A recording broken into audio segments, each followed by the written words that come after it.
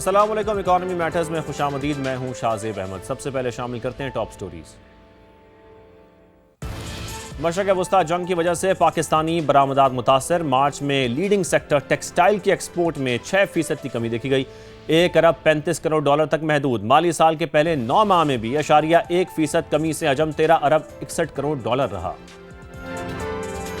Petrol pumps पर digital fuel management system नाफिज करने का फैसला। शहरियों के लिए पेट्रोल का कोटा मुकर्रर किया जाएगा। तैयार की गई एप्लीकेशन की टेस्टिंग भी मुकम्मल। और गवादर पोर्ट पर भी ट्रांसशिपमेंट की आमद में इजाफा हुआ। रीवा ग्लोरी नामी गैर मुल्की जहाज बंदरगाह पर पहुंच गया। 14,619 टन कार्गो लेकर लंगरअंदाज हुआ। कुछ गैर मुल्की करेंसीज का इंटरबैंक में डॉलर की कदर में आज भी कमी रिकॉर्ड की गई है। यूएई को बड़ी पेमेंट्स देने के ऐलान के बावजूद अमेरिकी करेंसी 3 पैसे सस्ती हुई, जिसके बाद इसकी कीमत 279 रुपए 7 पैसे पर आ गई है। फिर यूरो को अगर देखा जाए तो इसमें 63 पैसे का इजाफा देखा गया। बरतानवी पाउंड की कदर में भी 49 पैसे का इजाफा रिकॉर्ड हुआ है। जंग के बायस खलीजी ममालिक की करेंसी में कमी रिकॉर्ड की गई। अमाराती दिरहम और सऊदी रियाल 2 पैसे सस्ता हुआ है। बात करते हैं गोल्ड के हवाले से। एक दिन के इस्तेहकाम के बाद सोना फिर महंगा हो गया। फी तोला कीमत में 1100 रुपये इजाफा हुआ है। कीमत 4,91,462 रुपये हो गई है। 10 ग्राम के रेट्स में भी 943 रुपये का इजाफा हुआ। अगर इंटरनेशनल मार्केट का जिक्र करें तो गोल्ड $11 फी ओंस महंगा हुआ है, जिसके बाद इसकी कीमत $4,687 पर पहुंच गई है।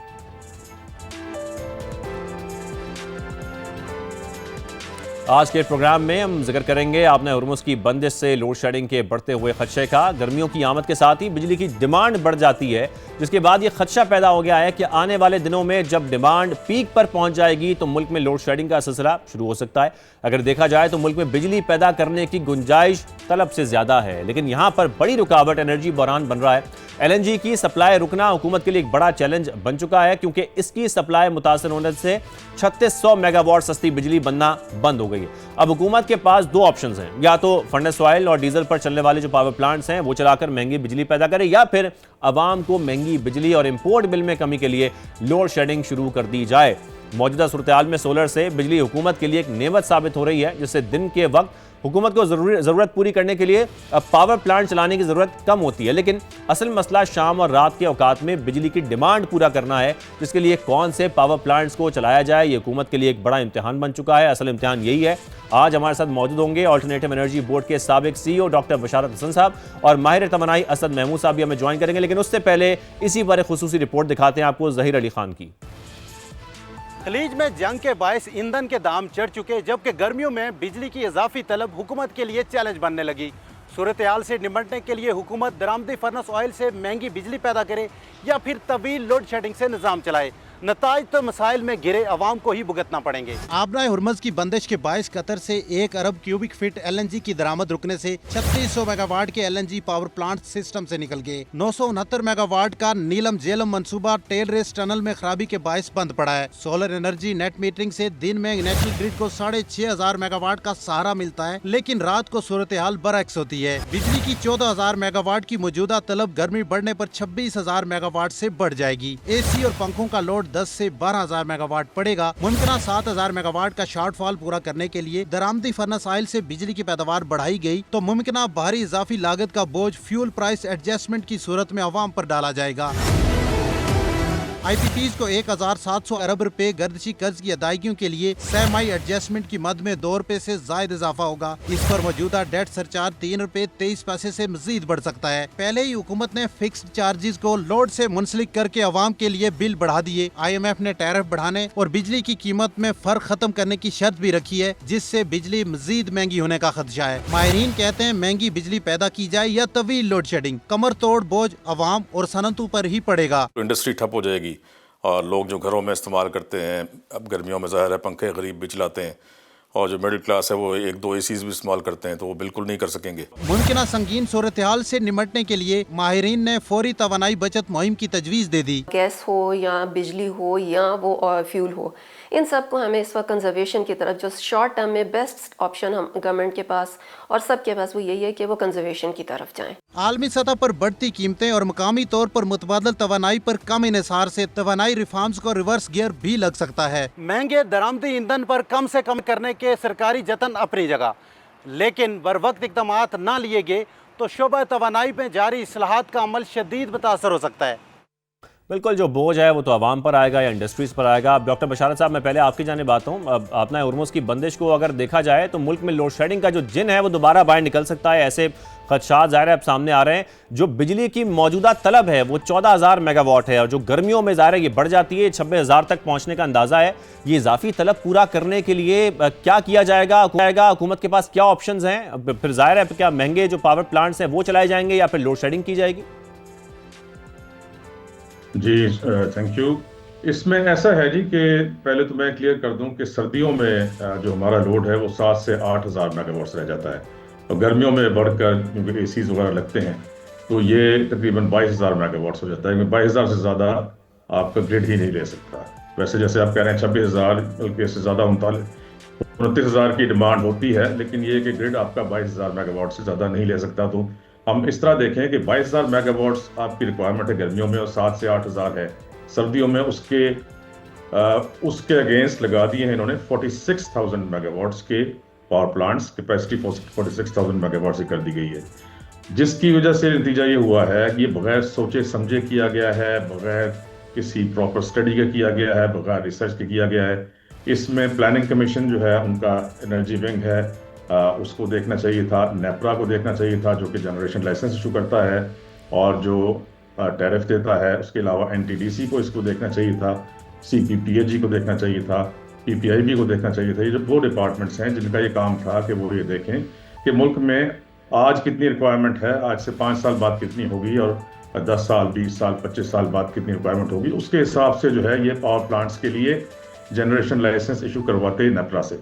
लेकिन 46,000 मेगावाट्स के पावर प्लांट्स लगवा दिए और अभी बहुत सारे पाइपलाइन में हैं इसके अलावा भी, जबकि आपकी रिक्वायरमेंट जो है मैंने बताया बहुत कम है। इसकी वजह से आपको कैपेसिटी पेमेंट्स देनी पड़ रही हैं और आपका टैरिफ जो है इस रीजन में सबसे ज़्यादा है, 4 गुना है आपका बिजली का tariff as compared to India, Bangladesh, Nepal, Sri Lanka, जिसकी वजह से आपकी इंडस्ट्री बंद हो रही है, लाखों लोग बेरोजगार हो रहे हैं, आपके अवाम तंग हैं। हर तरह से जो है वो महंगाई में भी इसका बहुत बड़ा हिस्सा है, बिजली की कीमत बढ़ने का, गैस की कीमत बढ़ने का। अब आपने जो पूछा कि अब नए हुर्मुज़ के बंद होने से बिजली पर क्या असर पड़ेगा, तो देखें अगर इनकी पॉलिसी सही होती, अगर ये लोग सही पॉलिसी पर अमल करते जो कि इनको बनाकर दी गई थी, alternative and renewable energy policy 2006 में हम लोगों ने इनको दी थी और 2013 में उसको हमने रिवाइज किया था। उसके तहत मुल्क में solar, wind, biomass, waste to energy, biogas, biofuels, synthetic fuels ये डेवलप होने थे। हमने 7,500 मेगावाट्स के ऑल्टरनेटिव और renewable energy projects alternative energy development board की तरफ से इनिशिएट करवाए, जिसमें से आधे से ज़्यादा लग चुके हैं और इस वक्त ग्रिड को बिजली दे रहे हैं। आप इसी को बढ़ाते तो आपको आज ये दिन देखना ना पड़ता। उसके अलावा हाइडल पे ज़्यादा से ज़्यादा काम किया जाता। अब जो नीलम झेलम का जैसे आपने जिक्र किया, अब वो बंद पड़ा हुआ है। अब जो है वो जो उससे 900 मेगावाट से ज़्यादा आने थे वो नहीं आ रहे हैं, जिसकी वजह से आपका नुकसान हो रहा है। बिल्कुल ये ऑल्टरनेटिव तरीके थे जो अपनाने बहुत ज़रूरी थे। असद साहब को भी शामिल गुफ्तगू करते हैं। असद साहब, अब ज़ाहिर है जैसा कि हम देख रहे हैं, डॉक्टर साहब भी फरमा रहे हैं, ये सारे तरीके अपनाए जा सकते थे जो कि चीपर रास्ते थे हमारे लिए। लेकिन इस वक्त एक मुसाबकती कमीशन ऑफ पाकिस्तान की जो रिपोर्ट है सीसीबी की, वो भी सामने आई है कि सोलर एनर्जी सेक्टर पर यह स्टडी रिपोर्ट थी कि पाकिस्तान में 29 लाख मेगावाट सोलर एनर्जी पैदा करने की सलाहियत का इंकशाफ किया गया है इस रिपोर्ट में। इस सलाहियत का फ़ायदा क्या हम उठा सकते हैं? कोई ऐसी पॉसिबिलिटी है? और फिर सेकेंडली जो सिंगल सेलर मॉडल है, हमें इससे निकलने की अब कितनी ज़रूरत है? जी, आपने काफ़ी पॉइंट्स जो हैं इम्पोर्टेंट उनकी तरफ इशारा किया है। हमारे दूसरे मेहमान जो स्पीकर हैं उन्होंने भी। सबसे पहले देखें, मैं इस चीज़ को जो मैं पॉइंट रेज़ करना चाहूँगा वो ये है कि चाहे सोलर हो, चाहे विंड हो, चाहे कोई भी टेक्नोलॉजी हो, और हुकूमतें आएँ और जाएँ, सबसे पहले जो इदारे और इदारों के जो सरबराहान हैं जिनका काम जो है लॉन्ग टर्म गाइडेंस गवर्नमेंट को प्रोवाइड करना है, उनको जो है बखूबी अपने रोल्स अदा करने चाहिए थे। जिस भी दौर में उतार चढ़ाव हो रहे या गलत फैसले हुए, या उनकी बात नहीं मानी गई। बहुत से लोग सही फैसले करवाना चाहते थे, नहीं भी मानी गई। इस चीज़ का भी हक़ाइक़ एग्जिस्ट करते हैं। बट एनी हाउ अब आज की जो सूरत हाल खड़ी है, यहाँ पर हमें आगे हल तलाश करना है। तो हल मैं सबसे पहले हर चीज़ का कहता हूँ, energy efficiency is the first fuel, was the first fuel and will remain the first fuel. कि आप अपनी डिमांड्स को ऑप्टिमाइज़ करें and with in your demand अगर आप उसको प्रोडक्टिवली यूज़ करते हैं, जो भी आपके ज़राए रहते हैं बिजली के, तो जो आप कॉमन इश्यूज़ अभी बात कर रहे हैं, लोड शेडिंग और बाकी जो मामलात हैं, आपकी डिमांड की प्रोजेक्शंस जो हैं, इवन कि आपके जीडीपी भी ग्रोथ अगर होती है तो efficiency can play a vital role in it. आपने ये बात की पोटेंशियल की, सोलर की और डिफरेंट रिसोर्सेज की पोटेंशियल तो एग्जिस्ट, इसमें तो कोई दो राय नहीं है कि सबसे बेस्ट आपकी सोलर इंसुलेशन और ऑप्टिमम पाकिस्तान में साइट्स हैं जो कि मैक्सिमम जनरेशन देती हैं। और इसको एक केस स्टडी के तौर पे बैनुल अक़वामी सतह पे जो है वो कैप्चर भी किया गया, इसके लास्ट 2-3 साल के जो इंपोर्ट्स हुई मैसिव सोलर पैनल्स की। तो कहने का मकसद ये है कि इसके लिए हिकमत अमली, हम टेक्नोलॉजी को रोक नहीं सकते, हम एफिशिएंसी को पेनलाइज नहीं कर सकते। गवर्नमेंट हो, आम आवाम अपने लिए वे आउट निकालती है अपनी आसानियाँ पैदा करने की। तो जितनी नई टेक्नोलॉजीज आ रही हैं उसको फौरी तौर पे उसको सामने रखते हुए एक्शन प्लान और उसको किस तरीके से गवर्नमेंट लॉन्ग टर्म प्लानिंग का हिस्सा बना सकती है, आम आवाम की जेब पे बोझ बने बिल्कुल एक एक्शन प्लान हमें दिखाई देना चाहिए, जिससे ताकि ज़ाहिर है हम इस लोड शेडिंग से और इस तरह के बहरान से बच सके। डॉक्टर बशार साहब, जैसे कि इससे कबल भी आपने फरमाया, ज़ाहिर है जो बड़ी वजह है महंगी बिजली की वो कैपेसिटी पेमेंट्स हैं, या हम ये भी कह सकते हैं कि जो रुपए की कदर है उसमें कमी भी है। लेकिन क्या सवाल मेरा आपसे ये है कि ये जो जनरेशन मिक्स है इसको हैंडल करके हम इस लोड शेडिंग से, ज़ाहिर बात है फिर तो बच सकते हैं, हमें इस पर ध्यान देना इस वक्त ज़रूरी है। देखिए, लोड शेडिंग की तो कोई वजह ही नहीं होनी चाहिए। मैंने जैसे अर्ज किया कि आपने कहा 14,000 मेगावाट आजकल इस्तेमाल होता है, जब आप 46,000 मेगावाट लगा के बैठे हुए हैं और बगैर बिजली पैदा किए हुए उन पावर प्लांट्स को आप अरबों रुपए हर साल का पे कर रहे हैं, तो फिर लोड शेडिंग का कहाँ से जो है इसमें आ जाता है। आप देखें ना, आपके जो इंडिजिनस जराए हैं वो कौन कौन से हैं। आपके जो है आपके पास लोकल कोल मौजूद है जो कि बहुत बड़ी मकदार में लिग्नाइट आपके पास मौजूद है, जिससे आप बिजली बनाएं, आप जितनी मर्जी बिजली बनाएं वो 200 साल के लिए आपका रिसोर्स काफी है आपके पास। अच्छा, कोल जो है वो रात को भी काम करता है, जैसे आपने अभी कहा कि सोलर दिन में ही सिर्फ काम करता है। इसके अलावा आपके पास विंड बहुत बड़ा रिसोर्स है। मैं आपको बताऊं, हमने 2006 में US national renewable energy laboratories NREL से बाकायदा मैपिंग करवाई थी, सैटेलाइट मैपिंग करवाई थी पाकिस्तान की। उसमें हमें बताया गया था पाकिस्तान में विंड का पोटेंशियल 350,000 मेगावाट, 3.5 लाख मेगावाट है। सोलर का पोटेंशियल जो है वो हमने बताया था 2006 में। ये अभी जो है आपको SECP नहीं बता रहा या कंपटीशन कमीशन नहीं बता रहा, 2006 में हमने बताया था कि 2.9 मिलियन मेगावाट है। फिर उस पर काम भी शुरू किया था, करवाया भी था और अभी तक हो रहा है। ये हमारा ही अल्टरनेटिव एनर्जी डेवलपमेंट बोर्ड का सारा कारनामा है। अब आप ये देखें कि आपके पास 2.9 मिलियन मेगावाट सोलर से मौजूद है, आपके पास 3.5 लाख मेगावाट जो है विंड से मौजूद है, आपके पास 5,000 मेगावाट बायोमास से मौजूद है जो आपकी शुगर मिल्स लगी हुई हैं।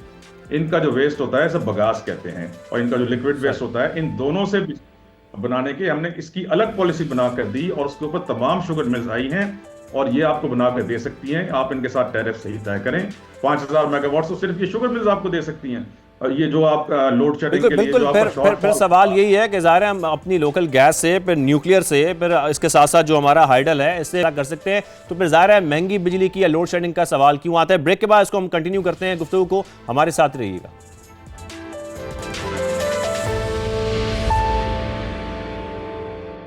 Welcome back. इस गुफ्तगू को आगे बढ़ाते हैं। असद साहब, मैं आपकी जानिब आता हूँ और जो अभी तक की गुफ्तगू हुई है उसमें ये समझ आ रही है कि LNG की सप्लाई स्ट्रेट ऑफ हॉर्मुज़ बंद होने के बावजूद अगर होती भी है मुतासर, हम तब भी ऑल्टरनेटिव से अपनी ज़रूरत पूरी कर सकते हैं। लेकिन असल जो मसला है हमारा, वो ट्रांसमिशन सिस्टम हमारा पोरली डिज़ाइंड है, हमारी डिस्ट्रीब्यूशन लॉसेस बहुत ज़्यादा हैं। फिर साउथ से सस्ती बिजली अगर नॉर्थ है तो वो पहुँच नहीं पाती है। तो हमारे मसाइल तो जनरेशन से आगे के हैं असद साहब। जी बिल्कुल, जिस तरह अभी शुरू में एक तमहीद डॉक्टर साहब ने बांधी थी कि डिफरेंट इदारों के नाम लिए हैं और ये रूल्स ऑफ बिजनेस के हिसाब से उन इदारों के काम थे कि वो जो आपकी जो ढांचा है, तरसीली ढांचा बिजली का, इंफ्रास्ट्रक्चर का आप जो नाम ले रहे हैं, तो जैसे जैसे पैदावार बढ़ी थी तो उसके ऊपर भी उतनी ही इन्वेस्टमेंट दरकार थी। और जैसे जैसे हम मौसमी तगय्युरात आ रहे हैं आपके ऊपर, तो आपका तो अब कंपैटिबिलिटी मौसम के साथ भी होने की ज़रूरत है। बहुत ज़्यादा आपके शदीद तूफान, बारिश, टेम्परेचर्स जो हैं, तो आपकी infrastructure is at high risk and exposure as well. तो ये सारी चीज़ें जो है शॉर्ट टर्म में तो अभी जो है जितनी नई जनरेशन के प्रोजेक्ट्स हैं या नई तरसीली निज़ाम, उनमें इनको ऐड करने की ज़रूरत है। और जो पिछले जो चीज़ें हो चुकी हैं उसको एक स्ट्रेटेजिक प्लान के तहत लेके चलने की ज़रूरत है। और इसमें एक जिस तरह इंटीग्रेटेड एनर्जी प्लान का अक्सर हम जिक्र करते रहे हैं पाकिस्तान में कि उसका फुकदान देखा। इंटीग्रेटेड एनर्जी प्लानिंग अब जाके फिर दोबारा पावर डिवीजन और कुछ इदारे प्लानिंग कमीशन मिलके डिफरेंट सेक्टर्स को सामने रखते हुए इस चीज़ पे फोकस कर रहे हैं। और जिस तरह भी आपने जिक्र किया कि ये जो एनर्जी सिक्योरिटी का जो सिलसिला है, एकदम से अभी जो ये जो प्लानिंग जो अब्रप्ट प्लानिंग की तरफ जा रहे हैं, तो बहुत से ममालिक जो पहले भी इस तरह की सूरत हाल से दो चार रहे हैं, हमें उनसे भी लेसन सीखने चाहिए। और इस एनर्जी प्लानिंग को सिर्फ इमरजेंसी बेसिस बुनियादों पे नहीं, एफिशिएंसी को, कंजर्वेशन को day to day business affairs में शामिल करना चाहिए। और इदारों को, जो मुतल्लिका इदारे हैं इससे जो तश्कील दिए गए हैं, उसको वो ड्यू इम्पोर्टेंस दी जानी चाहिए, नेशनल इम्पोर्टेंस दी जानी चाहिए। बशार साहब आपकी, ठीक है असद साहब, बशार साहब आपकी क्या तजावीज़ है इस वक्त इस बहरान में हुकूमत के लिए?